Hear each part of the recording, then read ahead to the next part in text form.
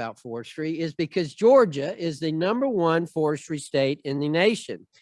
Georgia has over 22 million acres of commercially available private timberland, more than any other state. And each of those acres serves as a carbon sink. You see here, trees are the answer. Trees are the answers because forests serve as carbon sinks. They serve as a water filter, as an air filter, as well as a habitat for wildlife. In fact, Mr. Loris, in your testimony, you said that fully restoring understocked productive forest land in the U.S. could increase carbon sequestration by 20%. By 20%. Bruce Westerman, the Representative Westerman, the ranking member on natural resources, has a bill called the Tree and Trees Act. We're trying to make sure that we plant 1 trillion trees. It's a great bill, great effort. And one of the problems that we're facing is ensuring that forests remain forests, because landowners can use their land for just about anything to make a living, and they do.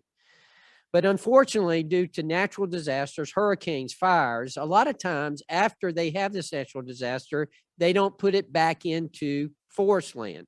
And that's what we need to encourage them to do. So I've got legislation that is co-sponsored by Representative Sewell from Alabama. It's called the Disaster Reforestation Act. And this will help fix a portion of the tax code that makes it difficult for forest landowners to continue using their land for forest. I want to ask you, Mr. Loris, what are some other barriers to expanding and maintaining our forests, both public and private forest lands?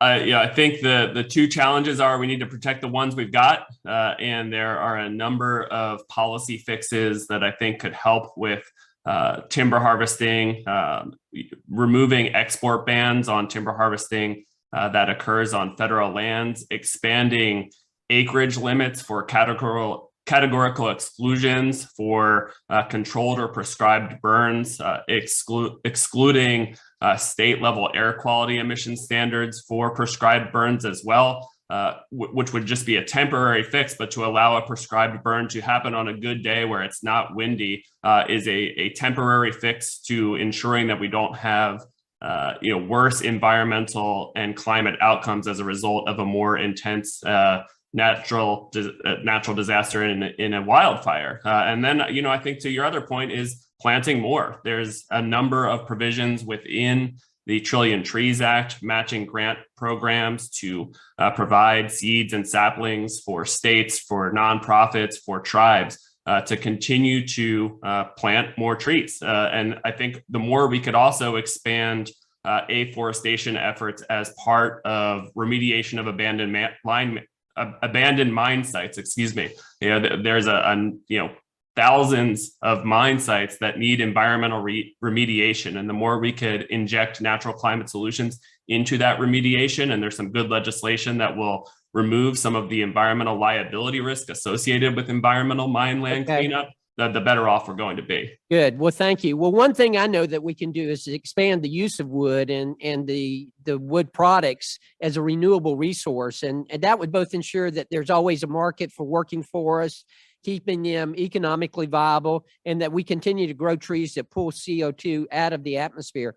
Mr. Loris, can you speak very quickly to the environmental benefits of using wood and forest products and how we could further incentivize this, specifically about the life cycle of emissions? This is one thing that I think we miss the point. When people talk about biomass, they think, oh, you're burning something, therefore it's putting carbon in the atmosphere. No way it can be environmentally friendly. But if you look at the whole life cycle, it indeed is. Mr. Loris? Yeah, that's right. And I think we can expand the use of wood projects to continue to utilize wood as a safe, environmentally sustainable product. And again, that's where I think some of the legislative opportunities to enhance the availability of wood projects, whether that's through ARC legislation that would enhance opportunities for these kind of new, more efficient types of wood, and even, harvesting younger trees is still going to be better off from an environmental standpoint. And if you look at what the alternative might be in terms of using cement or other products that are more emissions intense, you're still going to be better off from an environmental and climate standpoint. So not only does it provide economic opportunities, but it provides environmental benefits. Okay, well, good. Again, trees are the answer. Remember what they say back home, Madam Chair. When you breathe fresh air, get down on your knees and thank the farmer who planted the trees. God bless America. And I yield back. Mr. Carter, you're giving me visions of the Lorax and Needs and truffula trees and the Onceler. And I know that, what did they say? Unless someone cares a whole awful lot, nothing is going to get better. It's not. So